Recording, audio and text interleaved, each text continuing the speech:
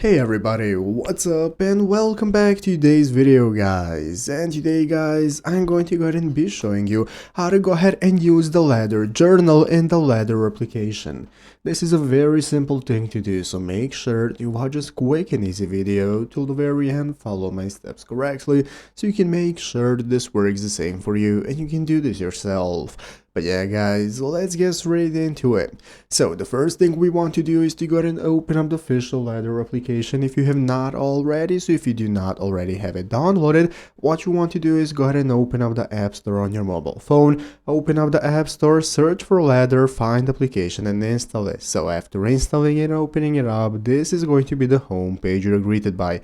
From this main page we can get started, but first thing you need to keep in mind is that you need a premium subscription to use ladder, either that or the free trial that is offered to you once you install the application for the first time, because the ladder cannot be used for free.